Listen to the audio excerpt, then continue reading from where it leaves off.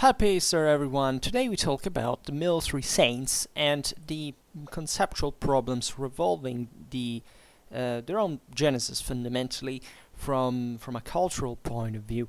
Mostly in Christianity in general. We don't stop just to the West, but we'll analyze fundamentally the difficulties in the identification of such figures in their evolution, and more than else the synchrosis, the the construction, and also, however, the characters that make them specific figures in the history of mankind, right? Because there is not just continuity with previous realities, which is surely massive, especially from the symbological point of view, but there is a specific peculiar function that these figures have that we'll try to outline, and then at some point we will make videos on the single military saints, and that surely have all their own story behind. So we talked recently about martyrdom in the Roman army, Christian geography, the problem of the soldiers, the Christians' allegiance to the Roman army that we have seen fundamentally was always there, right? The exclusive problem the Christians had with the Roman armies was, as long as it was pagan and were obliged to carry out sacrifices forcibly, because from an historical point of view there is no evidence basically of any kind that Christian soldiers that militated en masse in the pagan Roman army actually had any problem of any kind revolving around the properly military function of their of their action, that is killing people, right? And Christianity is a pacific, not a pacifistic religion, right? If you are a Christian and a pacifist, you're going to have enormous problems from a religious point of view, because it has absolutely nothing to do with Christian religion. So honoring the atlete, the martyres, the confessores, who had firmly testified to their faith, the church certainly did not intend to privilege any particular group of them. There are many, as you know. Therefore, not even those of military status proper. But, as we've seen, despite the initial fusion and confusion of terms, it remains proven that at least from the times of Saint Cyprian onward, the martyr was a particular type of witness, the one who shed his or her own blood for faith. And in the Latin terminology, you understand this meaning, right? The atlete, right? It's like the psychomachia, right? The idea that there is a military struggle, there is a militia proper that every Christian belongs to, right? And in a world like the one transitioning from paganism to Christianity very slowly, the difference with actual, the material life was very loose, if not non-existing, because it was evident in front of everybody that, say, an enemy of the state was an enemy of the church. And as we have seen also in other videos, Christianity, adapted pretty quickly to that idea, right? Specifically the ecclesiastical elites immediately stressed the fact that, of course, Christians had to serve in the army, because otherwise what kind of Christians they would have been if they hadn't protected the state. And this naturally doesn't erase the fact that it was a sin to kill, that nobody put that into question, but that is definitely a more realistic view than today's pacifistic ideals that basically deny even, the actual moral problem of, taking action, committing sin, but doing maybe something better, right? What kind of a person it is that, let's say, doesn't use violence by default, let's I don't know, maybe a genocide happening. But what kind of moral standpoint is that? I mean, I think it's an insult to the dignity of average human intelligence by itself. And this circumstance, which made the martyr towards the Christian community the equivalent of the soldier towards civil society, because there was naturally an ecclesiastical commitment, but also probably a civil one. Think about welfare, that at this point was basically administered by the church, that always controlled that throughout all the Middle Ages. Think about the just quantitatively the amount of poor that existed. It was all about in the hands of the church, together with other aspects, such as education, literally. But this is another thing. I hope you know what I'm talking about.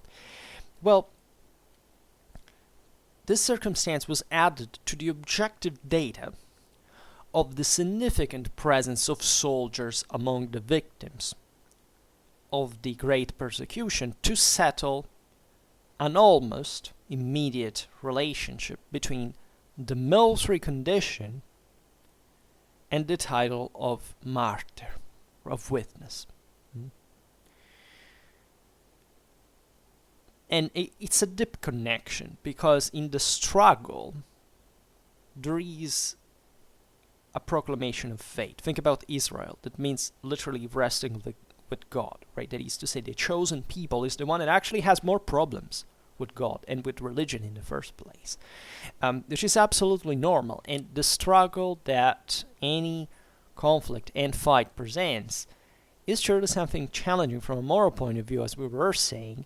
And any person who got into that realizes how much is demanded to a person's morality, broadly meant, not in a moralistic, but it's in the spiritual sense, in order to perform it. And there lays the choice, the moment of the decision. It is so dramatically overlooked, especially in strategic culture, even if, where they're won, let's say, at a spread level today. And there are lots of problems. Do not think these digressions are just anecdotal, because it's seriously a problem. I mean, not understanding these things, it's seriously leading to a complete misunderstanding of the broader Clausewitzian trinity, from politics to war to society.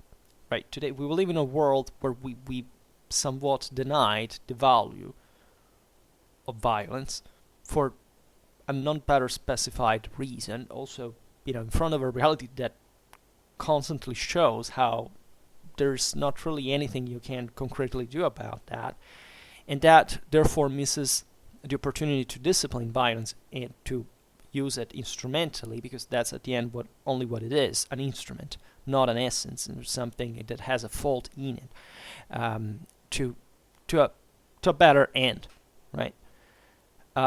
So the martyr in this process back in the day was now conceived in the front as a front row fighter, right? The one who most gloriously donated his blood, her own blood. The first, and for who knows, especially early Christian geography, knows how even fanatic this concept is. I mean, it's difficult even to understand even in a contextualized sense. I mean, people, martyrs, people who could live on just by the formal action, sacrificing to the imperial deity, said no, they prefer to be slaughtered in the most horrifying ways.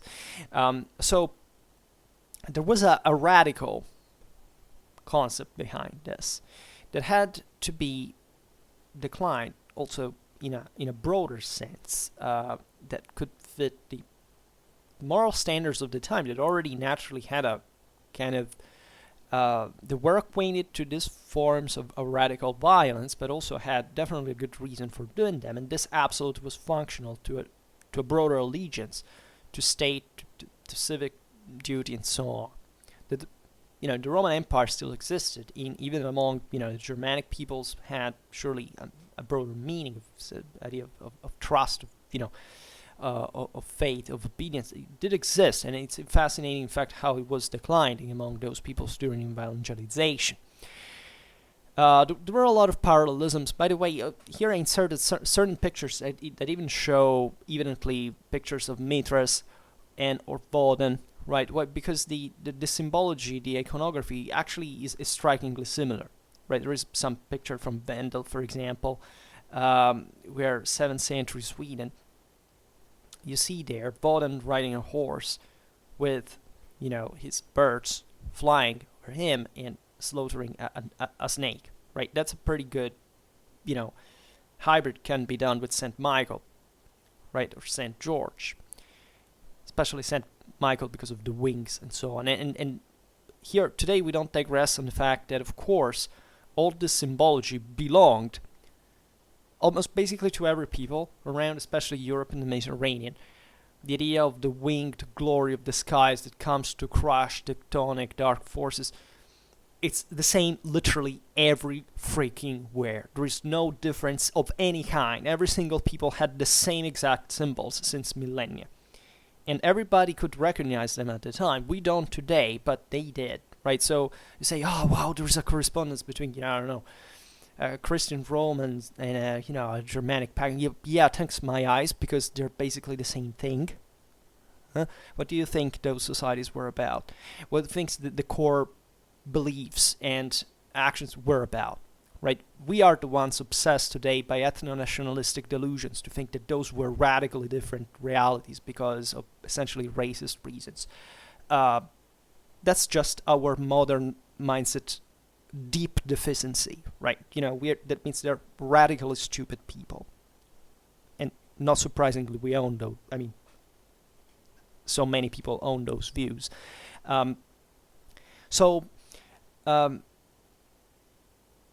The blood was, in a sense, the fruit of the militia celestis, right? There is this impending sense of doom, of death, even in there. Think about Germanic pagan values. The hero dies, and very often, even in the most shameful way, it's not a hero's death. It's literally, stabbed from the back, right? And Christianity brings to that too. People killed without even, responding. Something deeply humiliating. I mean, the symbol of Christianity that today we celebrate in the resurrection is a person crucified. That is, the punishment inflicted to the lowest forms of criminals, of rebels, of people that went against the glory of heavens, of justice, right? So it was the most insulting way, and think how morally connected these things actually are. But that is the pride of it, the ultimate sacrifice, right? Look, I don't know, I think there is a Brittonic inscription.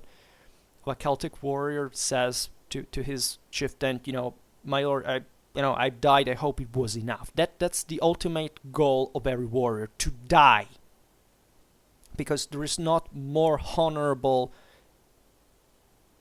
end to a life than dying in combat for faith, right? And all the political and social values that these represent. The same thing was in Christianity in the moment of a larger civilization like the empire that had to say, we have all to go for a common end. We all have to die for the greatest thing ever, for God.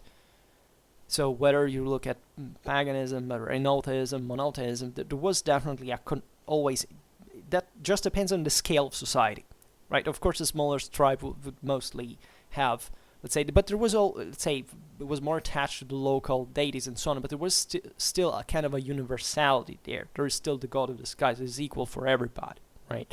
So this thing doesn't change. And what I would like to stress is that it doesn't change for a time that by far supersedes, I don't know, the migration era, whatever. These were things that were still believed in the modern age, and that everybody could reconnect easily with, in a sense. Even if lifestyle changed, but still the idea was only one, right? Especially before the creation of nation state, those were the core beliefs of human civilization. Laicism,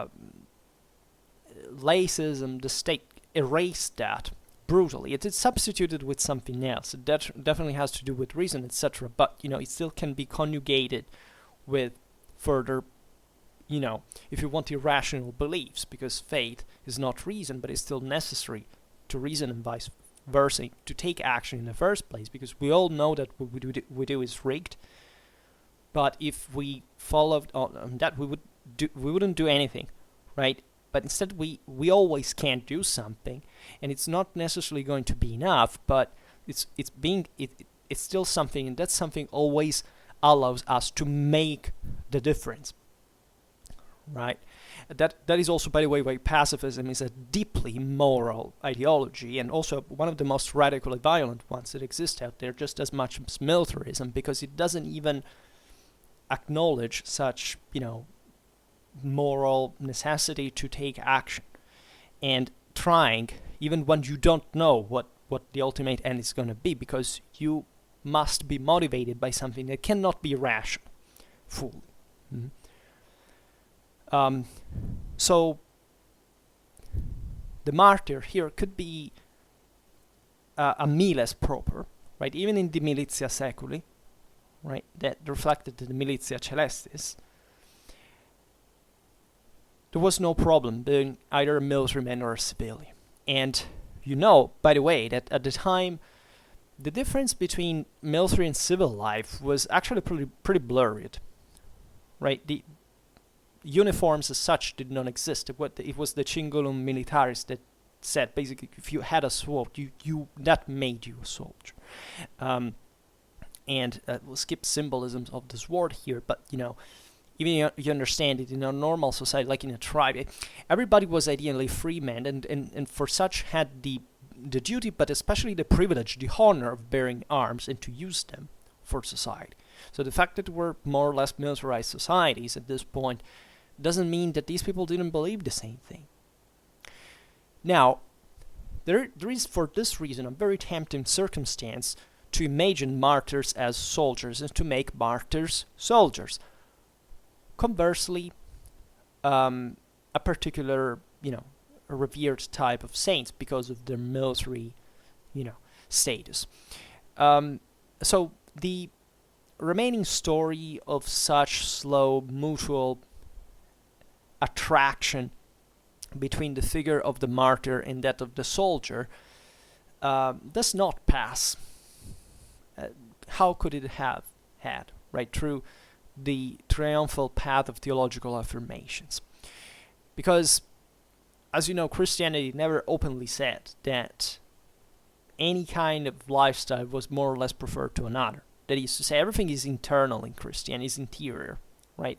Christianity doesn't say join the army, right? It just recognizes that certain things in the world do exist, and that you should stick to certain moral principles that go beyond what happens to this world that doesn't belong to us, and that fundamentally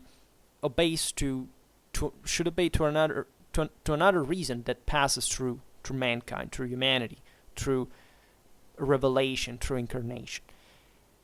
Now, from an anthropological, cultural point of view, of course, such attraction passes through the subterranean one of the subtle semantic modifications of the terms, right, of the implantation of Christianity on pagan cults, and of the permanent residues of these, in that of the evolution of iconographic types and the teeming of hagiographic legends.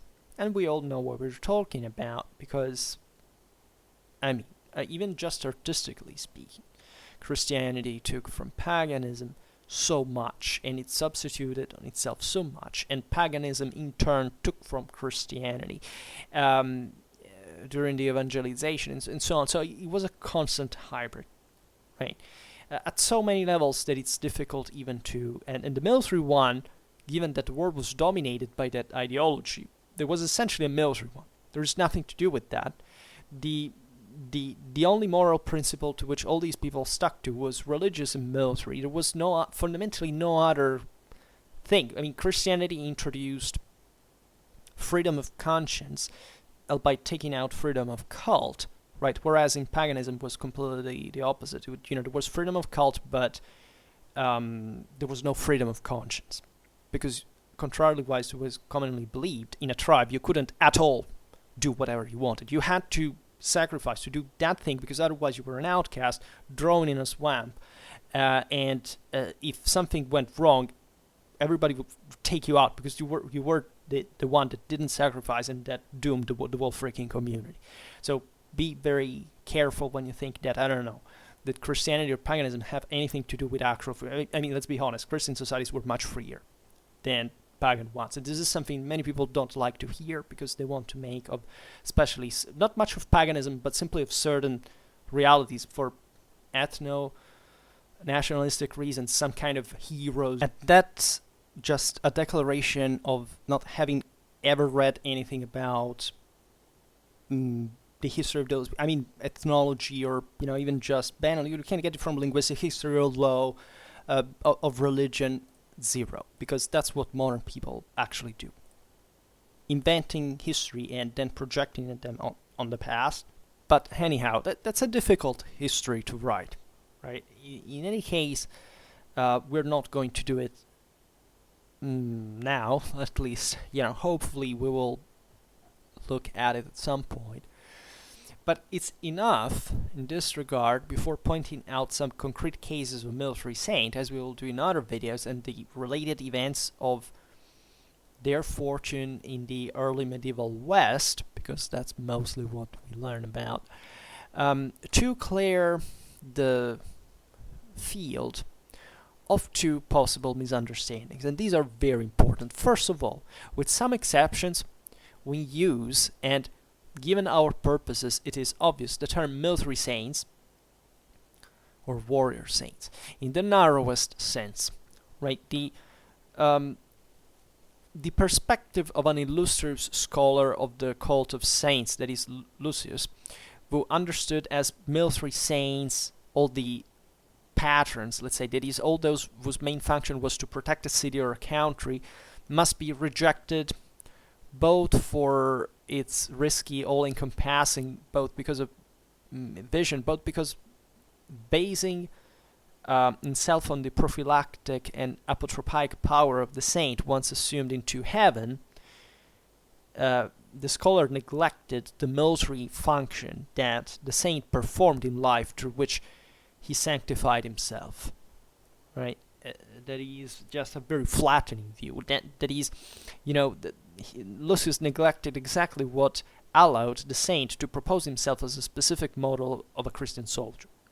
Second, we cannot agree on the central strength of Lucius' thesis, that is, that Christian saints are only heirs and successors of pagan divinities honored before them, which is even intuitively, you know, madness if you think about it, and moreover in the same place where their sanctuary will stand, and with similar attributes, right? It's not the same thing. There is a core difference in, you know, monotheism and paganism, not because of these models, of these attributes. So you can of course spot them, as you will see now, but that's not the core of the meaning of the military saint per se, right? In the Christian religion, this is a thesis of which, by the way, Lucius was only the most illustrious supporter, but which is actually provided with a remarkable family tree eventually, and it has remained dear, in fact, to many scholars, linked for philological reasons at times, which is really bad, you know, because, you know, I have some problems with philology. Let's be honest. As a historian, it can't be right. It's like cats and dogs. But even worse, national political reasons in other times, because of course, I don't know, for example, the old German hagiographic school and its great representative, that was Bernoulli, who, you know, developed and took Grimm's findings, for example, on the relationship between geography and Germanic mythology to their extreme consequences, because Bernoulli not only underlined the concordant aspects and the common Oriental origin, for example, of Mithras and St. George, but basically he made a systematic reductio of the legends of the saints to ancient pagan myths, however elaborated and transformed, or in the best of hypotheses, to more or less equivocal mergers of biographical elements of a saint with mythological events, of one or more members of the Germanic pantheon, a pantheon that never quite existed actually, and where there was or seemed to be some objective similarity, right? When I say that pantheons did not exist altogether, it's because the pantheon is actually a monotheistic invention. There was nothing in paganism like a pantheon, right? Every community had different gods, and these gods were not outlined in the most let's say stereotype polytheistic sense, because even the polytheistic, even polytheism is a monotheistic invention. I mean, if you are a polytheist, you don't even need a word to call yourself like that, because you know that there are simply many gods, and that's the normality. But especially when we talk about the Germans, generally speaking, we talk not even of gods, but of entities, of certain figures that surely took an ever more shaped form, even because of the context with the rest of the world, this kind of figurative art and connections and so on, but that weren't perceived as such. And not even in the Greek or the Roman pantheon there is anything like that, right? It's something closer to animism in a sense, and it's very debatable. Also, and every person that studied Germanistics knows this problem. I mean, it starts with Caesar when he lists the Gallic deities and overlapping them with the Roman ones. That happened in the sense that they made Gallo-Roman society emerge, with hybridation. But let's say the Celts had a very different thing in mind, right? As you know, there wasn't even properly any connection between. I think the only possible, there's only one god. I don't know, from the Gaelic ones that has a name that is the same of the Gallic ones, right? There's no connection. Every place was different. There is no proof that there were such structured religions, but because we know simply, even by analogy, that any other people of that stage of development didn't have anything like that. But simply there is no evidence of any sort, and what we mostly know is, of course, think about even the fact that sagas were put in written form from an oral tradition and from after century with Christianization, and of course whoever wrote them down was transforming them, was changing them, was essentially trying to describe things in ways that before were just conceptualized. It's like Odin's iconography. We know it existed like that, but wasn't much about the iconographic symbol, but rather the spiritual experience, the possession, sometimes literally, and in ways that would have been difficult even to represent for most of the peoples that actually were believing in those things, and that had a much more let's say fluid, but in a sense also hybridized way than we imagine, with other local realities, for example, and also open to other cults, because at this point, especially starting from the late Roman Empire, or the Germans are not anymore the primitive people of Augustan times. There are broader connections, there are broader contexts. The fact that we're not documented because those societies didn't still produce as much by themselves, that doesn't mean that there wasn't an actual work behind that, and we'll have to talk about this, especially when talking about Arianism and so on. But despite his Oriental origins, for example, St. George would have spread among Westerners because of his analogies with respect to Woden. This is the idea behind those theories, and this regardless to the concrete study of the adaptability of the acculturating operation of its channels of diffusion. The nature of the analogies exploited and the quality of the exploitation. It didn't quite happen like that. Saint Gertrude would have preserved, according to those scholars, not only the warrior and agrarian characters, but even the same name of the Valkyria Gertrude. These are all inventions. They're not true. They're invented, right? This was all forced, and these are fundamentally 19th century nationalistic attempts. St. Oswald, the evangelizing king of Northumbria, who fell in battle against the pagans of Mercia. Well, he would have, according to those scholars, been happily implanted, his cult in Tyrol, assuming the so-called neo-pagan characteristics of Lord of the Weather, and would have been venerated in mountain chapels on the edge of eternal snows. Martin of Tours, the Frankish national saint celebrated by Gregory of Tours and progressively stripped of his episcopal attributes to return to those warriors whom he ironically had denied at the time of his conversion: the horse, the sword, the famous cloak that would serve as palladium, as cloak to the Merovingian sovereigns in battle. Well, he would have abandoned his own epic characteristics, passing to the veneration of the German people to regain renewed mythical, let's say, meanings, and thus serve as an unlikely and conscious neo-pagan revival in which he would have complacently played the role of the Wodan in seiner christlichen Maske.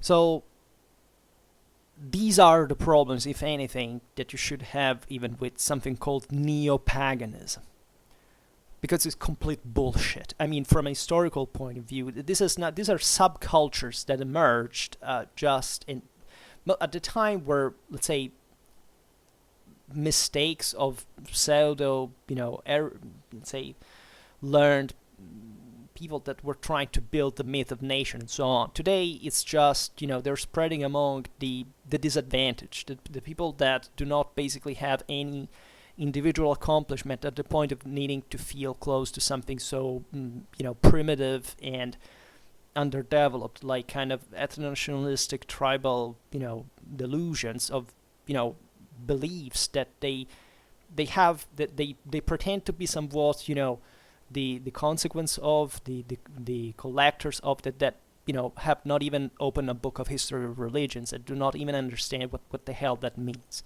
right? So this is a very serious, deep, grave, let's say, moral disease, right? I mean, there is a deep problem. It stems from lack of education, proper schooling, of broader political and social reasons that we have to solve. Because if you believe in those things, you basically have no perspective of what history of civilization has probably been. That's why there is so much return to those things. It's basically a deny of the same Western values, right? And this has nothing to do with whether you actually believe in monotheism or not, if you're atheist or, whatever. It has nothing to do, better, these phenomena actually have, because you then discover that these people were oppressed actually by, Christianity in part, and that had to break free, but it's just a rebellism of, postmodern times that reflects just, if you were raised in a, bigoted, oppressive, narrow-minded reality, it's not because that was like theistic or atheistic, it's just because it was a shitty place to have been born and raised in the first place. And that's also something difficult for these people to acknowledge, because of course it's like saying, there's nothing to do for you, or at least that's how it sounds like for them, and therefore no, I will change radically from that, but I will not solve the problem that actually brought me to be so deluded myself, and that's how they will die eventually at some point. So part of the reason why we make history is that is unprejudiced. I mean, it should be, at least, and the more you learn of it, that of course takes time, and most people do not have time for learning history, but the more it makes you unprejudiced, because it makes you see things not from different perspectives. Many people think that historians are a bunch of moral relativists. Some do that, right? Because they also have no clue. Why? Because they also have an ever more restricted field of inquiry. The more you know, the more you're able to give an objective dimension and hierarchy to things. The world belongs to the elites, to discipline, to merit, to moral value. And if you deny this, we have a great problem. But being a really great one. Because it's not just about you ruining your own life. It's like you being a burden for society. So we should fix that. And that's why discipline and obedience are an actual value. That's why being a citizen soldier is objectively a higher moral standpoint from a tribal warrior. And in case you didn't notice, tribal warriors now rest under the heels of citizen soldiers because we got rid of them, right? Either because we improved as individuals, and then the beautiful thing is that at one point we were all tribal soldiers. Somebody did it, so somebody elevated himself. So there is a hope for that mankind. If you don't see that, that's where you would keep believing in that stuff, and that's the serious problem that we have, right? Because it's simply lack of either information or capacity of processing, but it can't be fixed. It's just that if you don't know it, you will always think it's all a conspiracy against you because you've been lied to, because you are the one who can make the difference. And the reason why you won't is why the problem exists. But I care about these topics. Like when we talk about history or history in the first place, you wonder why I do it. This is not just an encyclopedia that we're making here, almost 1,000 videos. This is aimed to wake up people. Because we know people are that mentally lazy. We're programmed in a sense to be like that, and especially in a moment of relaxation like this, right? Where, yes, we have problems, but we don't really have the guts to solve them, because after all, even if they're not so pressuring at the end of the day, that's a moral weakening. And that's why these ideas, the simplest ones are the most appealing, because there is no, let's say, need anymore, at least from an instinctive point of view, to develop the most elaborated, the most intelligent, the most effective ones. Right, so it's easy for everybody to buy the cheapest stuff. Unfortunately, that's also the weakest one. And the measure of this, by the way, and eventually I end, is that, I get many people who come to subscribe to this channel because they don't understand that I talk about these things in these terms, that they think I'm here as a kind of an ethno-nationalist, that I am a conservative myself, but of course they refuse that bullshit, and they don't even realize that. They keep listening to this stuff. They don't even get the points I make, and that tells you how desperate and literally hungry of knowledge, of discipline, of authority these people are, because they don't have a moral parameter or orientation anymore. So it's that messed up. Another example, I don't know, the Archangel Michael, that is a particular figure because due to the fact of not being a saint, that is, of not having a human or historical personality, and of actually possessing elements that could put him in typological contact with an entire universal pantheon of warrior and psychagogical divinities. Right, and he was truly seasoned in all sources. Saint Michael has actually one of the deepest meanings at this point. It was revived, for example, much in Justinian times. It was adopted by the Japids, by the Longobards, etc. It was a national saint, like even Saint George for the Normans.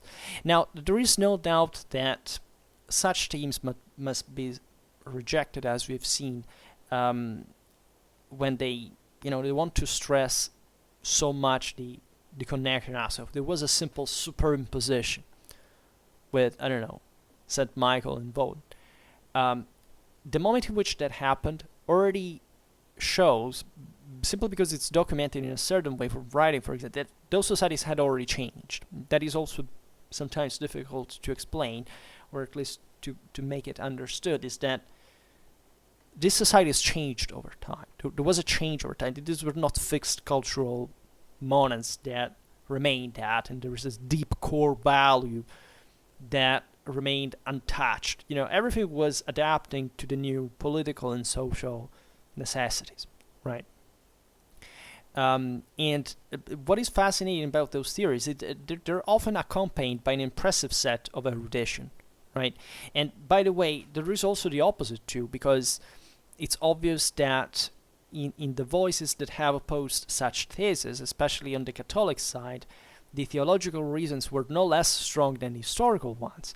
That is to say, also the Christians tried to basically get rid of any kind of, okay, no, there was no pagan element in there. It was full of that, right? It's just that in any case, it wasn't the same thing. It was a new figure, and or it either already contained those meanings from before or adapted to others, but it still pertained to monotheism and the specific, development of it, even in historical terms. I mean, it's obvious that, I don't know, angels notoriously are inferic creatures, right? What do you think? Angels are the nice people. Angels are people that copulate with women, that do bad. I mean, they were basically the relics of the pagan deities that gravitated around the Middle Eastern cults, from which eventually the Bible set kind of a unifying single deity, right? Archangel Michael, it's an extremely... Think about Lucifer itself. I mean, he's the devil in person. He's a fallen angel. And Saint Michael is a pretty bloody figure. And there is no surprise in that sense why it could be identified, I don't know, with Woden by the Longobards. But still, it's not that became the same thing. Because, for example, that cult began in certain, already existed. For example, there's the same famous sanctuary of Saint Michael in southern Italy, in Apulia, that also is twinned with the one of Saint Michel, Mont Saint Michel in Normandy. That, for example, had a deep connection in there between Norman France, Norman England, and southern Italy, when at the time, the two Norman kingdoms of England and Sicily existed. And that had that kind of warlike kind of mentality, background, even commonality, right? But that sanctuary in southern Italy was something that existed in the Foresta Umbra. It was an Italic sanctuary. It was something extremely ancient. And so you understand how there is a superimposition of values there that are ever changing over time. Right, including the fact that these, of course, were, pagan values that eventually flowed into a Christian military ideology, like the one that could be, at the time of William the Conqueror or Robert Guiscard. So, this, of course, does not mean that in several cases the cult of a military saint could not, in fact, be implanted on the previous one of a warrior deity. Just as, for example, the cult of a holy thaumaturge may have been implanted on the previous one of a healing god, and that in order to establish the new faith more rapidly, even if less meditated, like let's say, its missionaries have exploited the typological similarities, the traditional sacredness of certain places, and so on. And at the very least, it will be a problem of missionary technique, right? But apart from the fact, so that we can also read a geography, it's very fascinating. But that exists, I don't know, in that series we make on animals in medieval, symbology, I don't know. But even Christ, I mean, that there are even there animal symbolisms that all stem, of course, from, but within the same monotheism from pagan reality. But it's notorious to any Christian. But apart from the fact that sometimes the opposite technique was used, that is, the ancient god was degraded to devil, and as we've seen, that happens in the same, in the same Old Testament, explicitly with Lucifer. But so this wouldn't. We talked about that. We talked about that in the videos about the Berserkers and the Ulfednar. There is always a double allegiance, because even in here, not all Christians were full Christians. Not all pagans were full pagans, right? Paganism, contrarily to what is, commonly believed, was largely spontaneously substituted by Christianity, right? Large campaigns of, forced evangelization were very rare. It was mostly an internal change and sometimes a very spontaneous one. I mean, the most pagan society, if you look at Iceland, they basically they converted peacefully on their own, in 2 generations, completely from a spontaneous point of view. More primitive cultures have less cultural resistance, and it's obvious.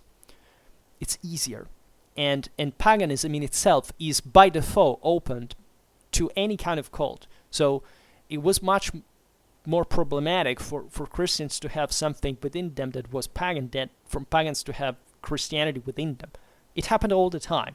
Sagas explain them also beautiful. There are certain, if not the Elki saga, for instance, things like that, there's basically the declaration that, paganism didn't work, so as a warrior he changes into a Christian to crush those pagans that had, because paganism didn't quite work, because those enemy, sanctuary holders had destroyed his own, just speaking of the alleged, peacefulness of pagan religion, and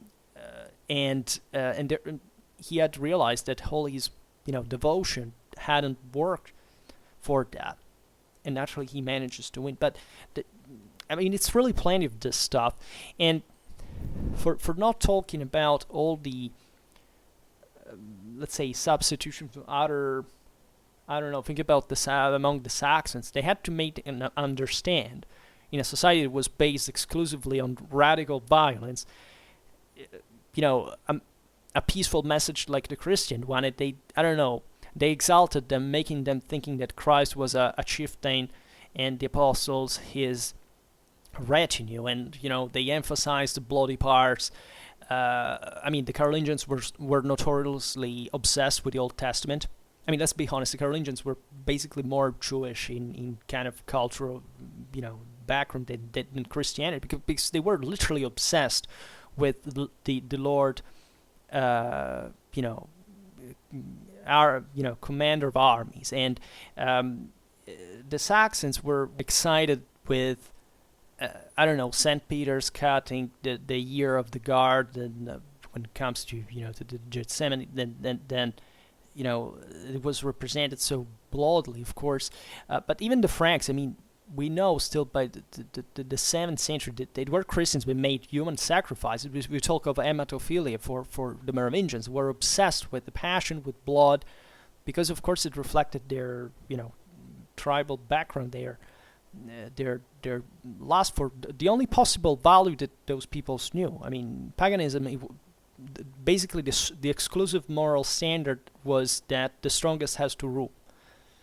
So, in societies where you think that a slave is not a human being and that, is spent basically just fighting each other from, throughout all their existence, what kind of other possible moral standard can there be? And that is functional for those societies because they have no better way to live.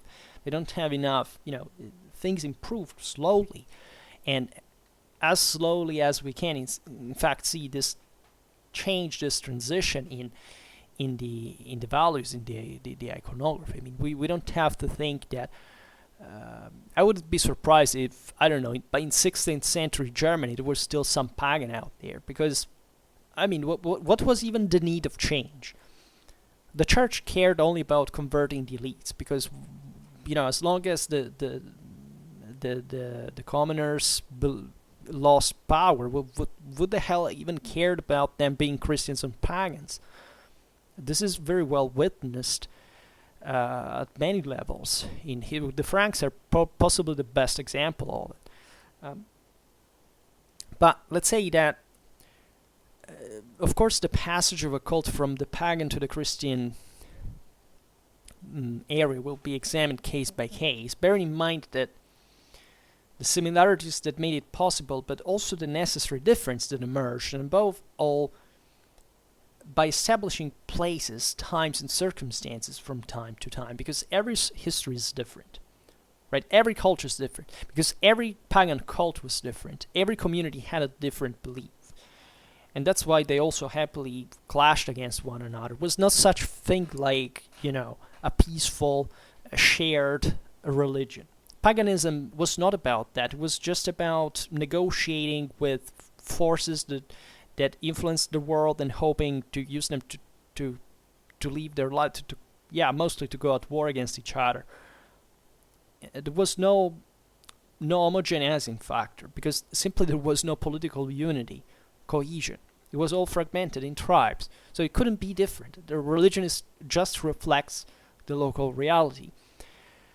So generalizing is wrong as well, and it remains, of course, firm that in the case of military saints, the West was in conditions that predisposed it to accept their cult because of both the warlike tone of the ancients, nor totally obsolete pagan cults of the various Germanic peoples who now inhabited it, and the frequent contacts with the Christian East.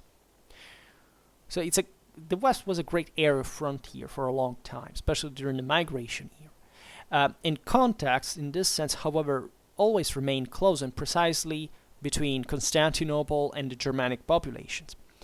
Of course, at some point we will talk more in depth about how this is a constant throughout the millennia, right? There is a deep connection, let's say, between the Scythian, Sarmatian Goths and the Greek Hellenistic Christian culture with the Roman link, and it's also known that the Longobards, the Franks, and other peoples continued to lend mercenary service to the Byzantine court for a long time until they were supplanted by the Varangians, the Normans, even the Saxons.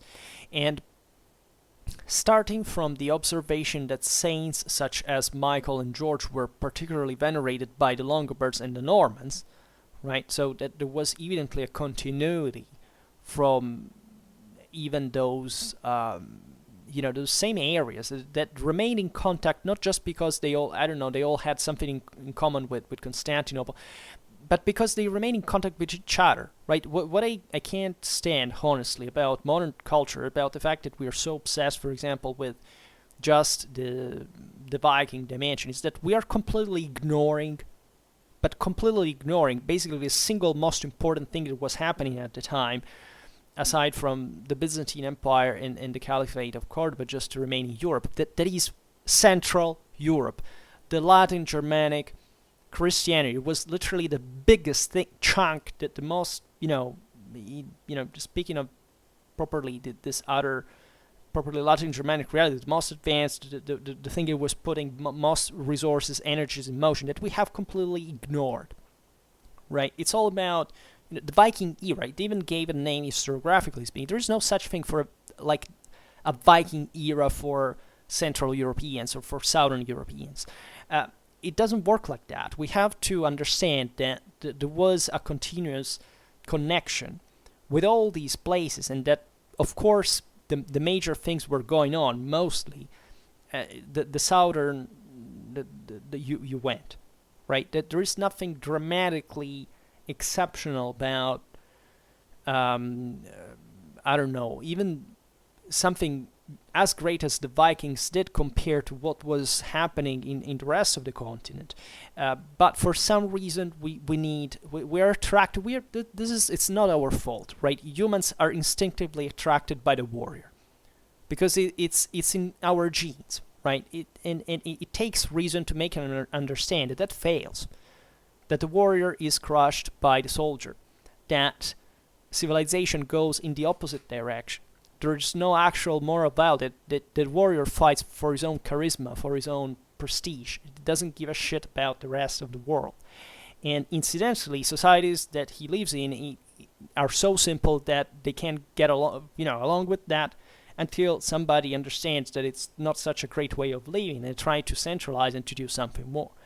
But today we take that, the rule of the tyrant, the thing. No, that's literally the path to civilization that dispensed us of a world basically ruled by criminal gangs, like war bands basically were, that were basically exclusively about slave trade on an international scale, and that, basically spent their time just fighting because they could do it, right? But in fighting, there is a change, there is a struggle, there is something that brings these people to realize they can do more, they can do big. And I don't know, the history of the Vikings does tell about that, because the early Viking era is basically about a bunch of pirates, and the late Viking era is basically about kingdoms with a maritime dominion.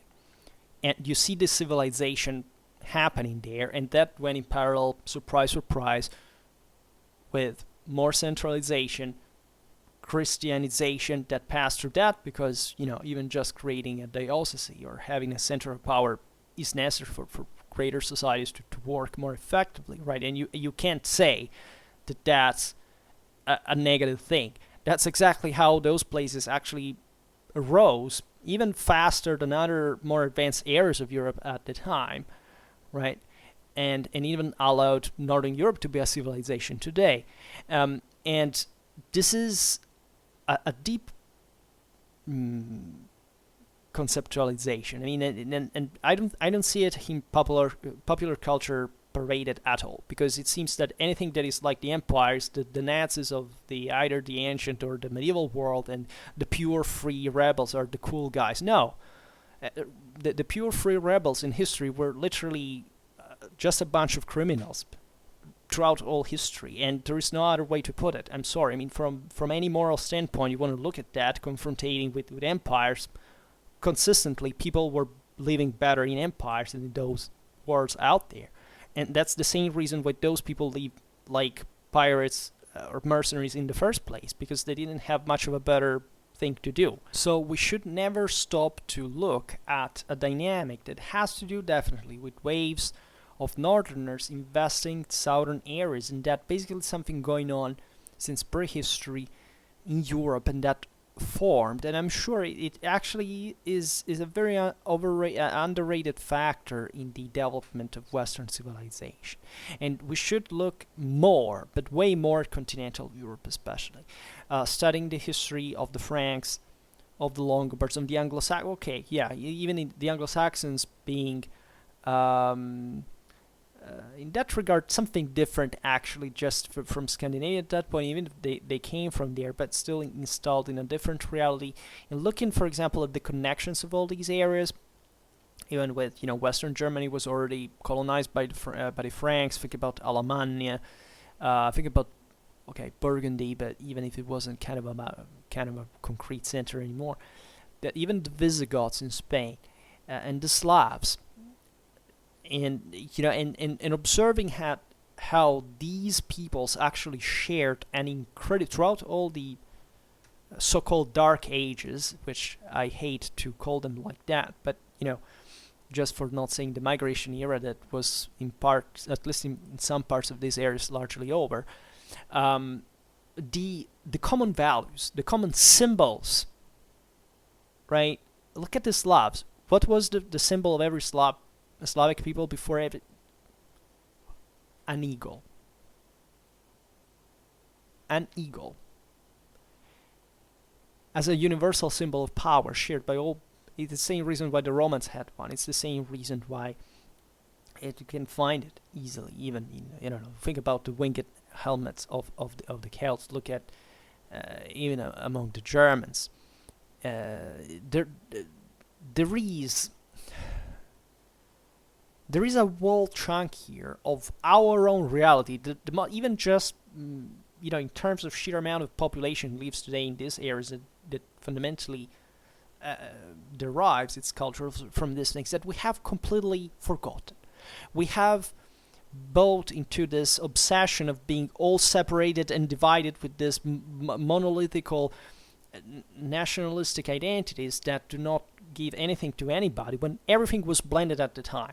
And that's the true value of Western civilization in so many ways, because there is something that eventually stemmed from these realities that were tribal and yet came to surpass in centuries most of other places in the world in terms of development of, and there is something in there, right? That is not the easy thing. Okay, so it's because they remain tribes. No, it's exactly the opposite. It's because we made that extra step. In this passage, the military saints had no idea how much they catalyzed the process, right?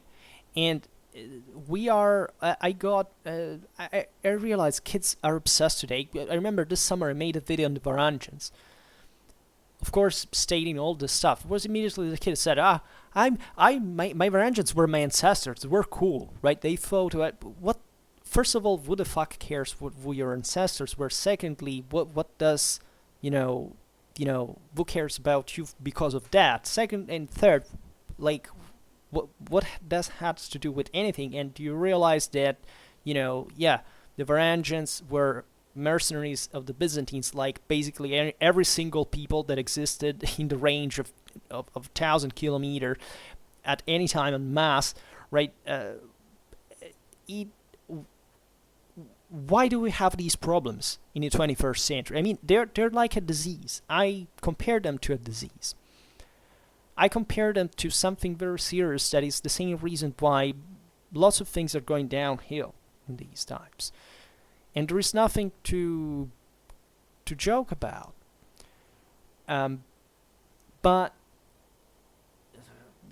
this comes to be probably the greatest challenge we have, because as a conservative, I feel ashamed of these behaviors, because I believe they betray every single value that I have, in that this world really has, which is largely, once again, a peaceful, constructive, but also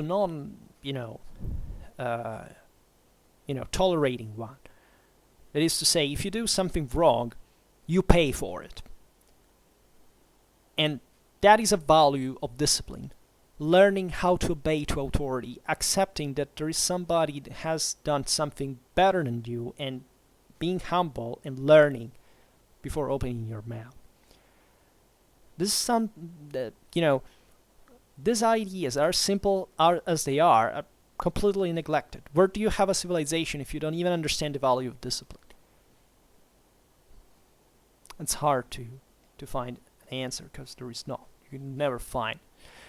But let's say, starting from the observation that saints such as Michael and George were particularly venerated by the Longobards and Normans, there is there is always often even this talk of national saints. Objectively, these peoples, given their warrior character, did not hesitate to present them as Christian disguises of the ancient proud pagan gods. Let's say, historically, it would have been more probable and less difficult to think more simply of cults taken from the Christian East, and that, given their bellicose character, they had been particularly fortunate among professional soldiers, of course, moreover descendants of warrior lineages.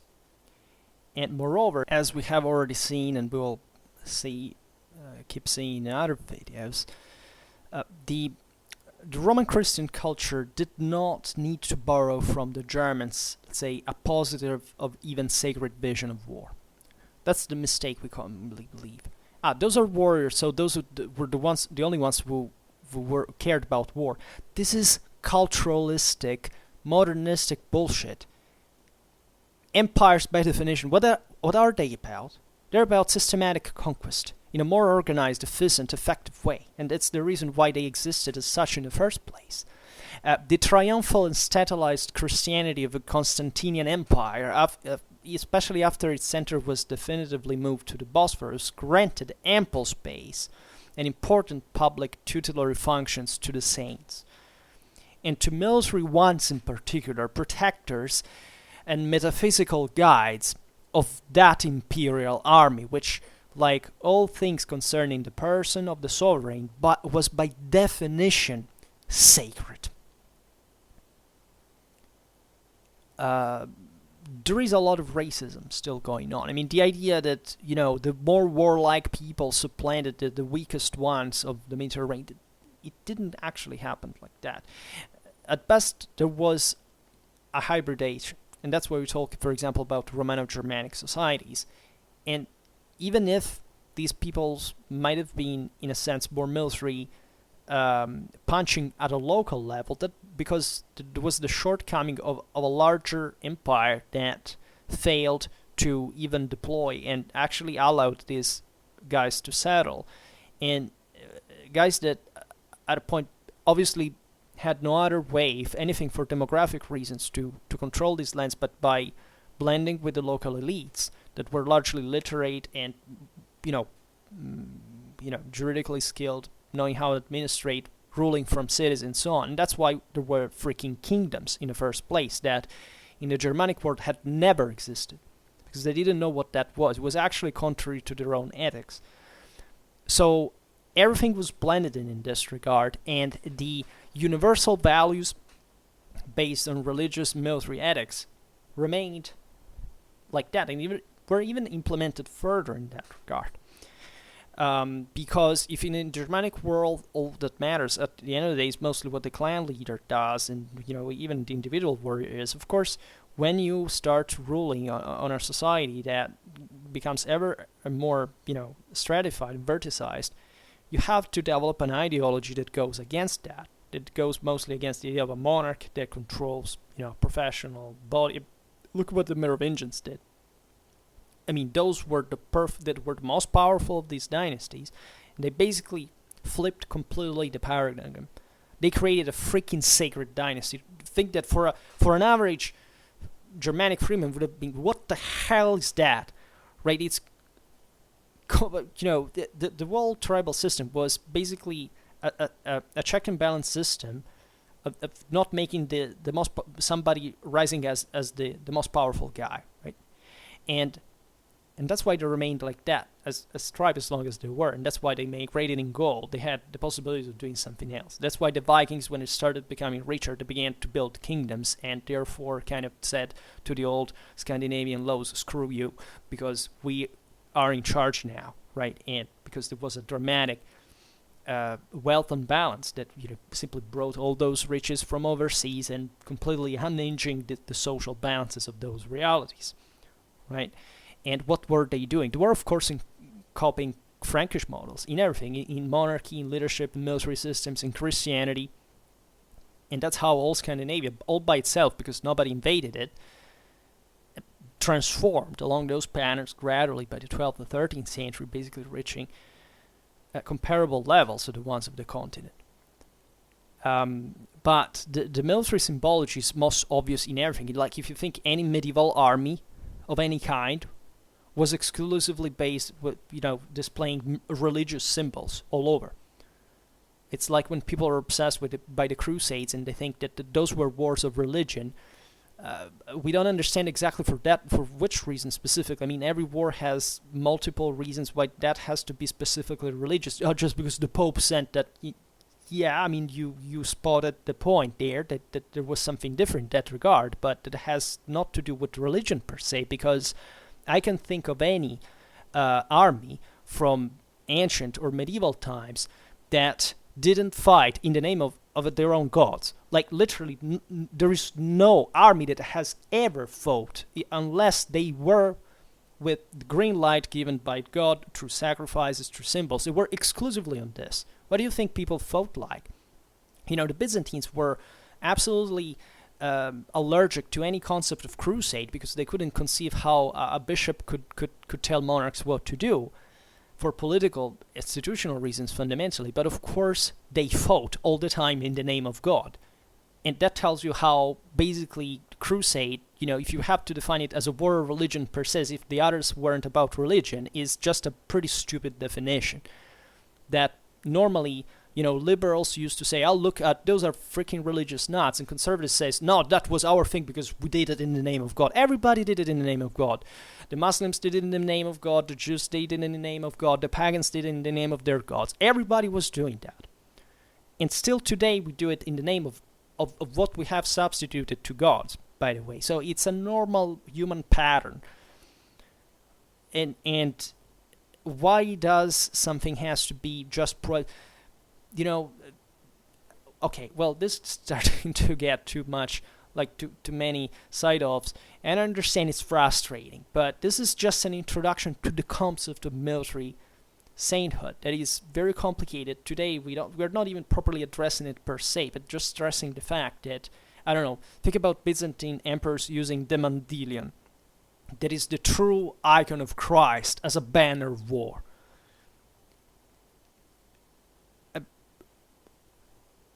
they called the Virgin, in turn carried in effigy at the head of the troops, the invincible ally of the emperor and his colleague in the command of the army.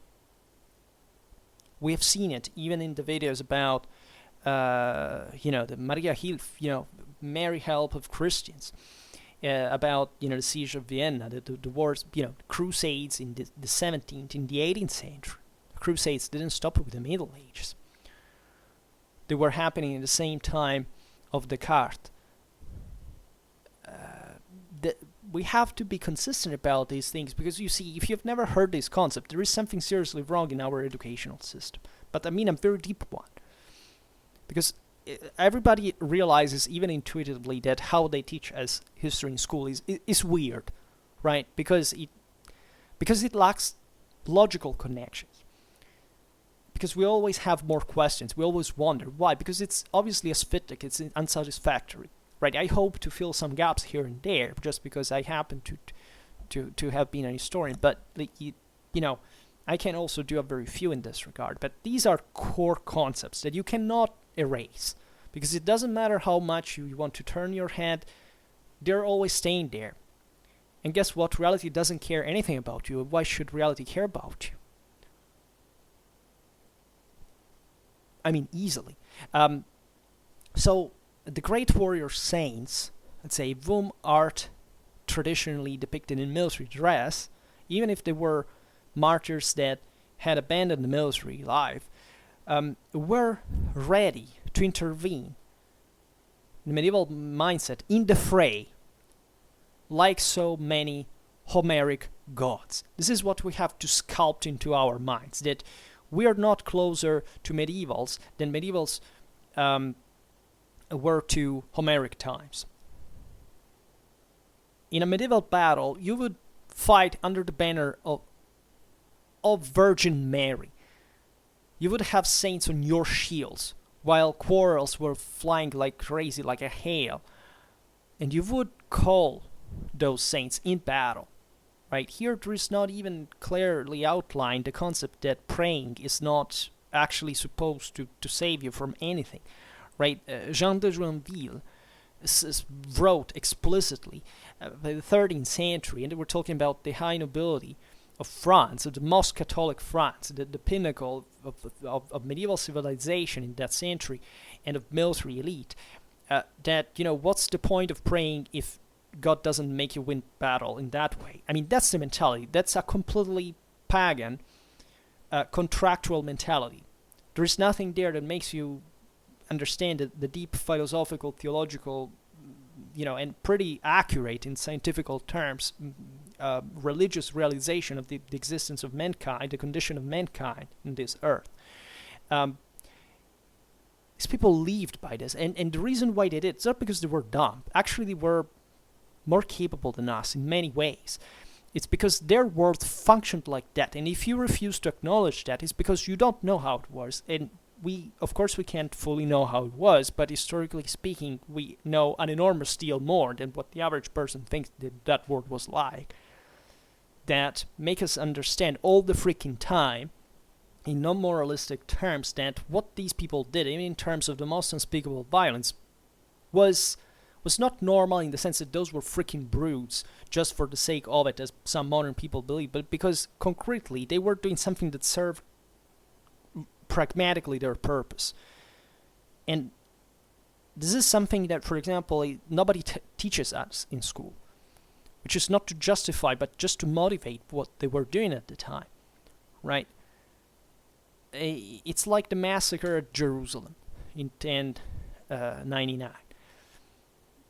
I mean, for the rules of war, that city resisted the attacks, and of course the population supported the Muslim garrison, independently of whether also were Christians or Jews next to the other Muslims. And what did normally happen to any city at the time that resisted it? They were exterminated. And this even among Christians in Europe, that were all Christians. They would kill each other just like that. So the question is, okay, it was seen as something brutal also at that time, and you should recognize, by the way, that medieval chroniclers at the time, I mean Christian chroniclers at the time, the ones that were pro-crusades, wrote this and said that was pretty bad, right? So it's not that they were brutes that didn't understand the difference. But still, if you, for example, have never studied military history of that time in a systematic way, you have no idea of the perspective of how normal and why it was even done at the time, because it's not ideological, it's pragmatic, it's rational, it's something as cold as you can imagine.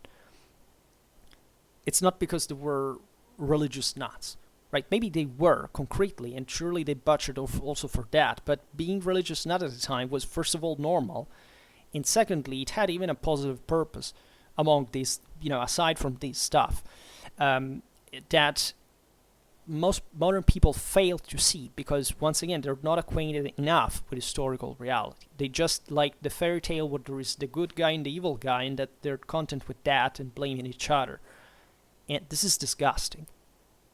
And I don't know even what's wrong with people sometimes. What's the difference, though, with the concept of military saint over the idea of a broader pagan deity? And so, let's say this, that the sacred imperial army was not such to any greater extent than, for example, the imperial palace or the imperial tax office and so on, because those had emanated from a statal tradition, of course, still of imperial in origin, from Roman times, tribal as well, with all that baggage, let's say, of values, per se, of military, tribal, warlike ones. A good leader was exalted and covered with honors, but he remained a valuable civil servant, right? Albeit a brave warrior, and there were many, especially among the legendary, think about the Akritae, the frontier soldiers who became famous through epic poetry, could even enter the world of popular fairy tales because of their military prowess. But let's say he entered it as a defender of a border that is as a deserving for having performed exceptionally effectively to a public service. So, in himself, a good warrior had no reason to be more appreciated than a good clergyman or a good philosopher, a good poet or a good diplomat or a good racer of the circus. And as for the Eastern Church, it was always much less than the Western one willing to sanctify the role of the warrior. This is also true. Basically, waging war and ensuring defense was a normal public function which did not need any specific spiritual distinction, because monarchic power was greater. So it simply the subject's obedience was kind of more normal than in the West, where in this sense at least namely the requirements for atonement, for example, penitence, etc., were less. Also in practice, they were more warlike societies themselves because they were more troubled. They were more fragmented politically and so on. But they would, in turn, actually rise some kind of important moral problems, given the fact that the situation was unregulated and did need regulation, right? And that this brought to more diversity of thought on the long run, when these societies developed also for other reasons, by the way, but to which this one, for example, was not extraneous.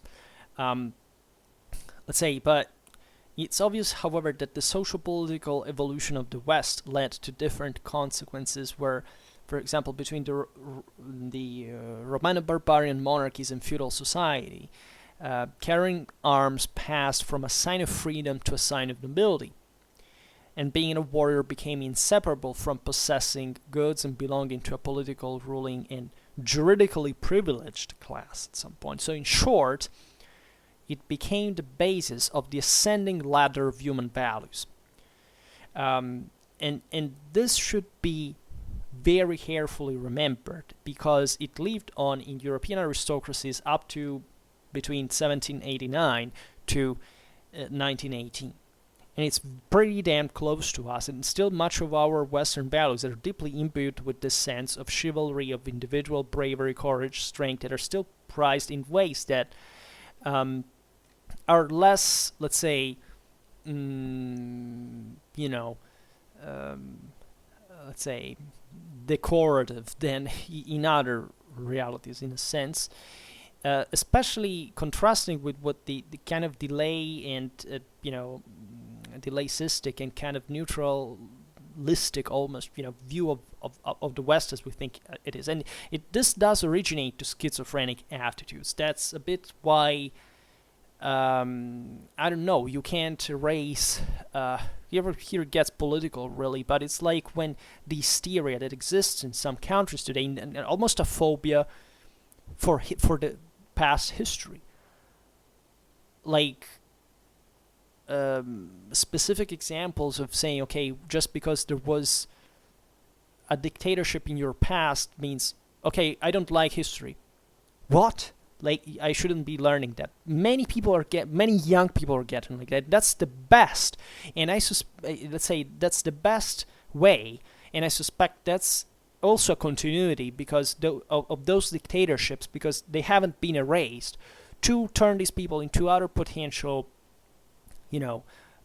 dictatorship supporters, because the mental mechanism, the alienated one, is exactly the same. So history is not important just because you have to avoid things like Nazi fascism, etc., or communism. It's important because of all you can learn that automatically discards what is a bad idea. Not just that. And we have obsessed our kids so much with the idea that, history is just, repeating itself, so that we have completely deresponsibilized them. We have completely erased from there the motivation, the sentimental values, the empowering individual responsibility that derives from learning history free of restraints. So when we look at military saints, say the passage of the military saint from east to west, in a sense, entails also a qualitative leap in their own consideration, right? And further step forward on the path of the sui generis creation of a warrior Christianity that the chivalric ethic would later sublimate, but that, of course, it would have been far from being created ex nihilo, right? But that still serves to a, let's say, a process of control of society that is very importantly needed in our times.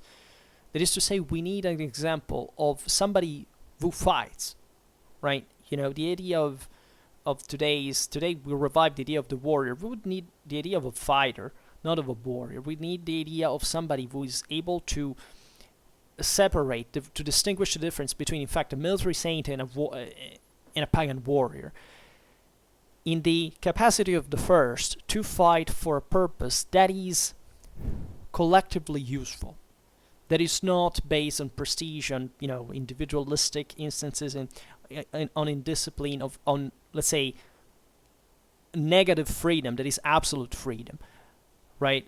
Absolute freedom is a cancer for civilization.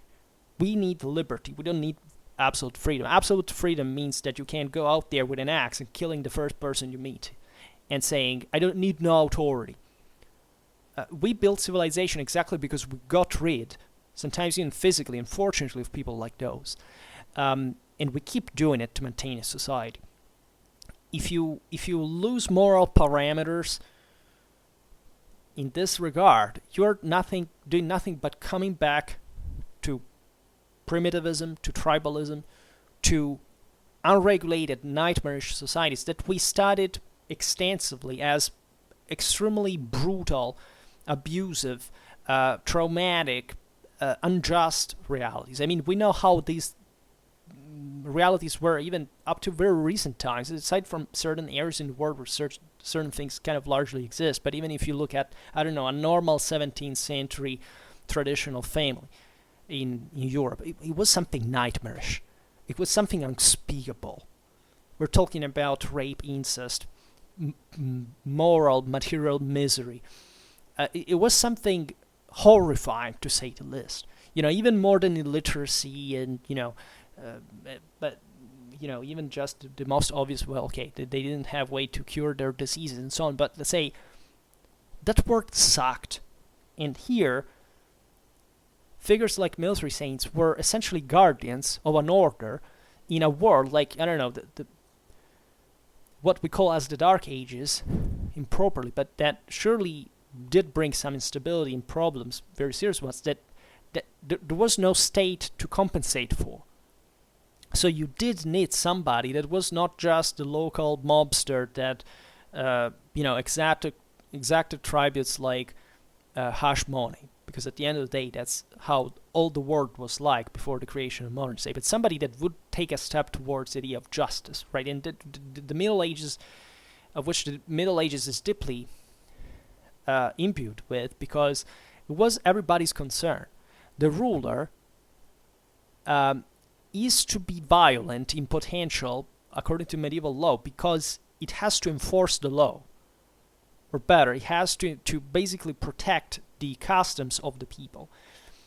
That, of course, is also not this naturally brings to the differences between civil law and common law that are, important, but, that sometimes lose track of the broader development that existed in both traditions in a centralizing sense at the end of the day. But let's say it's still remarkable, considering that before it was even worse. That is, there were just tribes that, I repeat it, were just a cluster of criminal clans that terrorized each other and were in constant feud and violence and instability, and lived at the end of the day just in misery. Right. So and what is fascinating here is that the military instrument is used to capitalize on these events, because the civilization did emerge through war as well. So the need of centralization, of becoming ever more cohesive, having something that could keep others together, it is also part of these broader values, including the one of religion, that in a unifying, in monotheistic sense, was more unifying, was more, also, let's leave aside from an intellectual point of view, monotheisms, of course, are not even remotely challengeable from paganism. I mean, historically it never existed. It was never a certain point a form of, in the early Middle Ages at least, paganism that challenged Christianity, right? Nobody from a intellectual point of view. I mean, there was no point, and as we've seen, paganism itself was not opposed to Christianity per se. It was mostly the other way around, right? But let's say there is also a provocative idea that is, whatever the spirit of these military saints were, right, it was not yet, let's say, Christianity, right?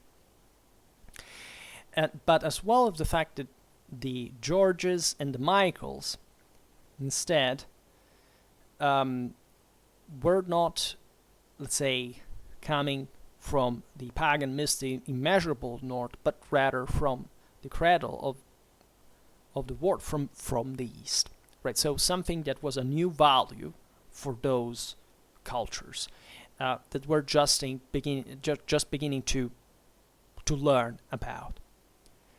And that's also something that cannot be discarded. But just for saying that nothing is so simple as it seems, right? Or and it's always a complex path that, also with setbacks, with things that are, of course, go wrong at a certain point. There is no necessary theological point here, but still there is a common effort of human beings to make sense of our reality that, yes, it's very difficult to make sense of, but that only humans can make a difference for, right? And this is why also these figures contributed to that improving path. However, for now, we stop it here. I just hope that you enjoyed this video. If you did, please share it. Otherwise, leave a like or subscribe to my channel if you're interested in my upcoming content. And for now, I thank you heartily for listening to me. I wish you a nice time and see you next time. Bye.